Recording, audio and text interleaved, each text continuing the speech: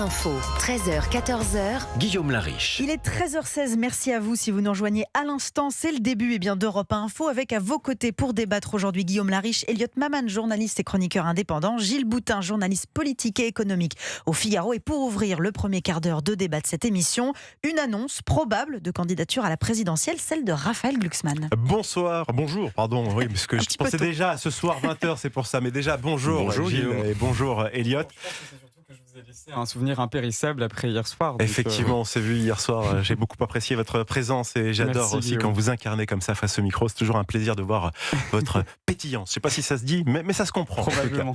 Bon, blague à part, ce soir 20h, oui, bonsoir Monsieur Glucksmann qui prendra la parole. En tout cas, va être interviewé dans le JT de 20h de TTF1. Et c'est un secret de Polichinelle, Raphaël Glucksmann, qui devrait officialiser sa candidature à la présidentielle. Après avoir sillonné pendant près de 3 mois le pays, rencontré les territoires, les Français, l'eurodéputé de gauche, 46 ans, va se lancer dans la course à la plus haute fonction de l'État. Alors pour l'instant, il a quand même pas mal de crédit. Il a eu près de 14% aux dernières européennes. Il menait une liste PS Place Publique qu'il a placée en tête de la gauche. Raphaël Glucksmann se sent un peu poussé des ailes, Gilles Boutin.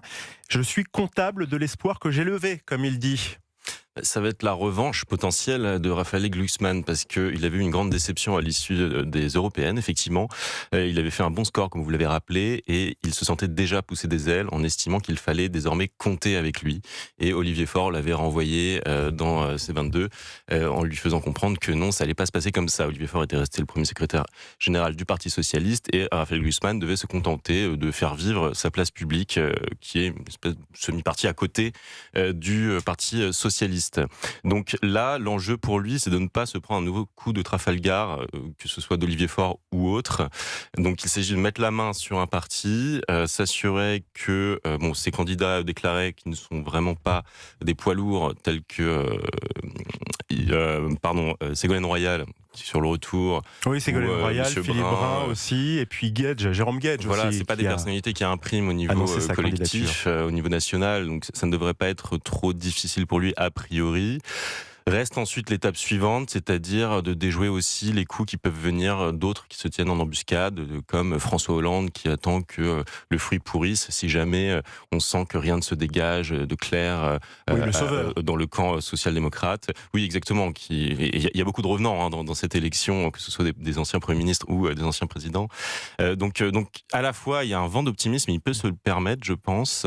Mais rien n'est gagné parce qu'il y a encore tellement d'inconnus à lever dans un camp où tout le monde est prêt à sortir les couteaux. Oui, effectivement, il y en a beaucoup face à lui dans la primaire. On a pas mal de socialistes sur les rangs.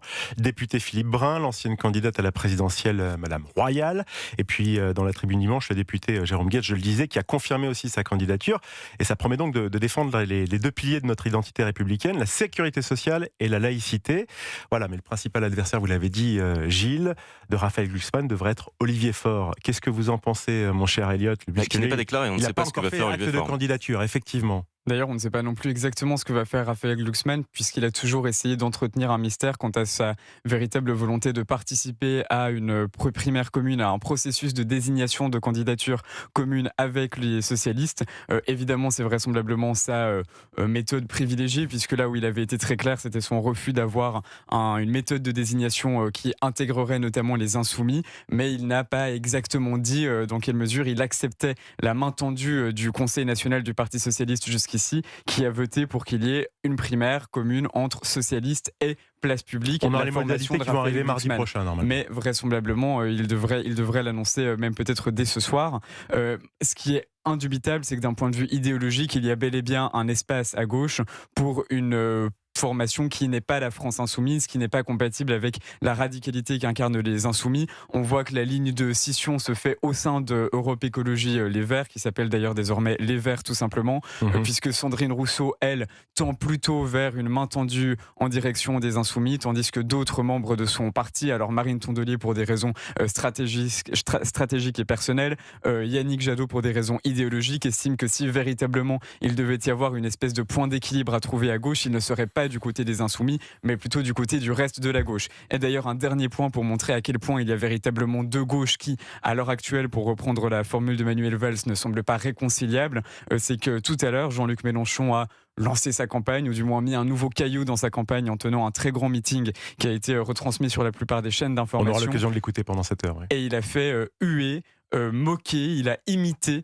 François Hollande dans une façon un peu surprenante, qui montre véritablement qu'il n'estime pas qu'à aucun moment sa candidature pourrait être en compétition directe dans une même logique avec celle de François Hollande. Sur l'incompatibilité avec LFI, c'est vrai que ça va être extrêmement intéressant de voir ce qui va être tranché le 25 août, parce que c'est là que va être décidé si oui ou non il est hors de question. Il revendique clairement une ligne anti-LFI quand même. Ah oui, Raphaël Glucksmann, mais de se mettre d'accord au niveau du Parti Socialiste et de Place Publique pour dire non, à aucun moment de ces élections présidentielles, et après, du coup, aussi lors des législatives, il n'y aura d'accord possible avec LFI. Et ça va être extrêmement... Il peut rassembler même justement comme ça ou pas, Raphaël Glucksmann? Son intérêt est de se présenter comme une... Oui, il faut vraiment qu'il existe de manière qu'il faut qu'il soit un anti Jean-Luc Mélenchon, parce qu'il doit lutter contre les réflexes de vote utile à gauche. C'est-à-dire que Jean-Luc Mélenchon veut créer un vote utile à gauche, montrer qu'il n'y a que lui qui peut l'emporter. C'est tout le challenge pour Raphaël Glucksmann, c'est de se présenter comme une véritable alternative crédible et d'être totalement compatible. Il ne peut pas se diluer dans le mélenchonisme. Et je dis que le 25 août va être extrêmement intéressant à suivre, parce que Olivier Faure, lui, est connu pour son réflexe quasi pavlovien à systématiquement y revenir à la possibilité d'un accord avec LFI, parce que justement, précisément, Olivier Faure, lui, personnellement, est dépendant de cette alliance lui, tacite. Il est pour l'union de la gauche, clair. C'est-à-dire pour sa réélection propre, il a besoin de LFI dans son siège à lui. Donc on va voir ce qui va se passer, parce que si l'incompatibilité avec LFI est déclarée, Olivier Faure peut sans doute dire adieu à sa prochaine réélection. Et d'ailleurs, simplement pour aller dans le sens de ce que disait Gilles Boutin et faire le lien avec votre question, Guillaume Lariche, à savoir Olivier Faure peut-il rassembler? On voit qu'aux dernières élections européennes, lorsque le Parti Socialiste avait eu une liste très claire qui donnait une prédominance, on va dire, à Place Publique, les scores réalisés par cette formation-là, Socialiste Place Publique, sans autre ajout à cette liste, faisaient des performances beaucoup plus intéressantes, beaucoup plus importantes que celles du Parti Socialiste lorsqu'il s'allie à tout un conglomérat de formations à gauche qui rendent la ligne complètement illisible. Bon, imaginons, on part de l'avant comme ça et on part du principe que Raphaël Glucksmann, comme ça, prend les devants et qu'il va être en opposition face à ce Jean-Luc Mélenchon. Clairement, la possibilité pour lui d'incarner la social-démocratie à la française. Le candidat, en tout cas, de la France insoumise pour l'instant, Jean-Luc Mélenchon, son principal rival à gauche, est crédité de 15% des intentions de vote. Ce sont les derniers sondages. Le chef de Place Publique, lui, affiche 10-11%, tout en restant le mieux placé sur l'espace social-démocrate. Ça peut se jouer? Ça peut remonter? Ça peut avancer, Elliot Maman? Les campagnes comptent. Donc, en effet, quand on est à quasiment un an du véritable scrutin, les effets de campagne peuvent avoir un effet décisif. Le problème, c'est qu'on a vu que Raphaël Glucksmann pouvait être assez efficace dans des élections à la proportionnelle, par exemple les élections européennes, où la personnalité n'est pas absolument centrale. Jusqu'ici, et dans les précédents grands rendez-vous médiatiques auxquels Raphaël Glucksmann a pu se livrer, on n'est pas encore absolument convaincu, persuadé de sa capacité à enthousiasmer des troupes, à enthousiasmer des foules, et surtout il a clairement besoin, en tout cas, de l'appareil du PS pour pouvoir fonctionner. Il a besoin de l'appareil du PS d'un côté, mais il a également besoin d'avoir une formation aux habilités médiatiques qui me semblerait un tout petit peu plus poussée et un tout petit peu plus adéquate à de véritables confrontations politiques. C'est-à-dire que Raphaël Glucksmann s'exprime toujours plus ou moins comme un philosophe, comme un essayiste. Comme son papa. Voilà. André Glucksmann. Ou comme l'exercice, la présence médiatique de Raphaël Glucksmann jusqu'à il y a quelques années.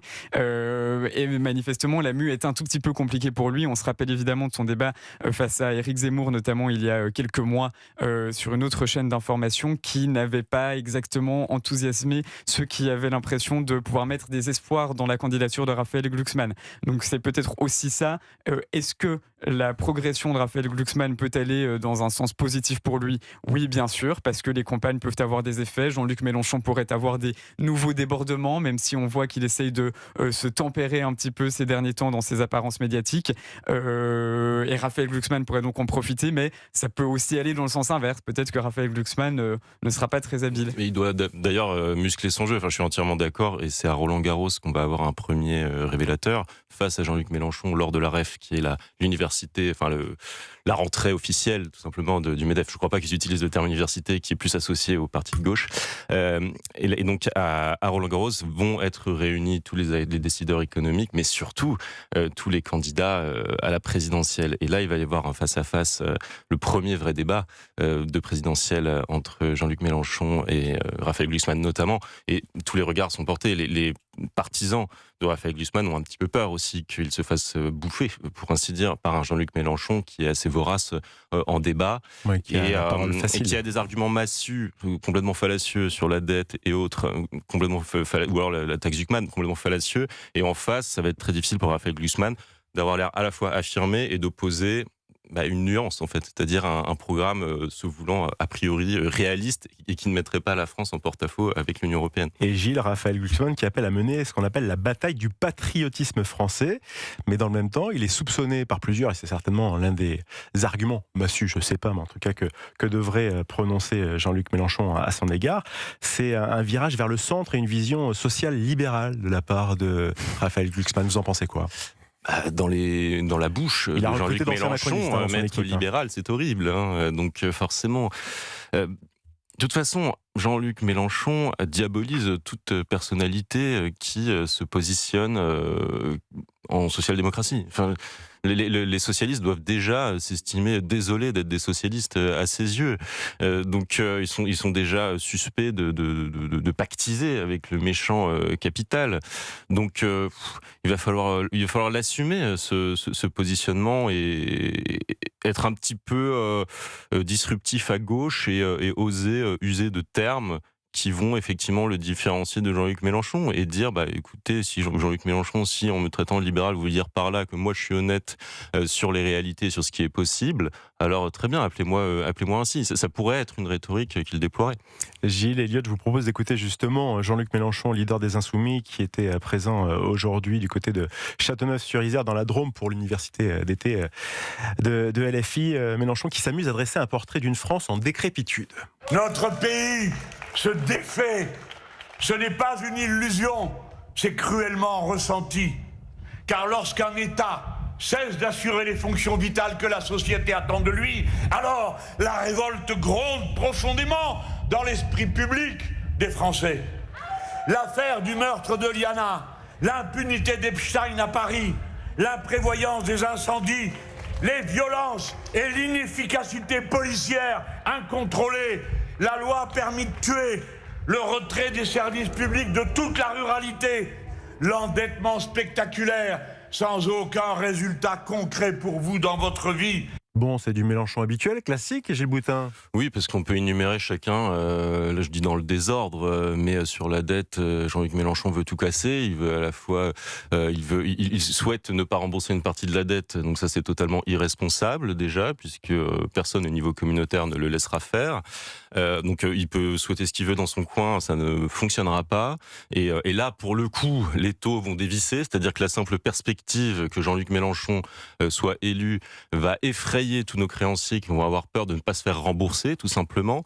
Donc là, je peux vous dire que la dette, elle va coûter très très très cher. Donc ça, c'est le premier méfait que pour le coup, Jean-Luc Mélenchon causerait à l'économie et aux Français, au portefeuille des Français. Sur la police, lui, il veut aussi démanteler quasiment la police. Je veux dire, il veut donner un droit d'exister absolu aux délinquants. Il est cul et chemise avec le comité Adama qui vous explique que la police traque et tue les gens en les arrêtant, alors que il suffit de coopérer tout simplement lorsque la police vous demande de vous arrêter. Et puis sur l'affaire Liana, qu'est-ce que c'est ? C'est aussi énormément une question d'organisation des services, d'exigence, de justice, et puis aussi de moyens. Donc à partir du moment où LFI nous conduit à une ruine collective, parce que ça va dévisser, c'est-à-dire budgétairement, on va vraiment être dans Gardez tous vos situation. arguments. Oui. Gilles, on va en parler juste après le journal d'Arthur, le journal permanent d'Arthur. Et donc, on revient avec vous, Gilles et Elliott, justement, sur les propos de Jean-Luc Mélenchon, de l'université d'été aussi, de la gauche dans son ensemble. Et puis, on parlera aussi de Sébastien Lecornu qui met en garde les parlementaires en cas d'absence de budget qui arrive. 13h30 tout pile, merci de nous suivre sur Europe 1. Europe 1 Info, ça continue juste après le journal permanent.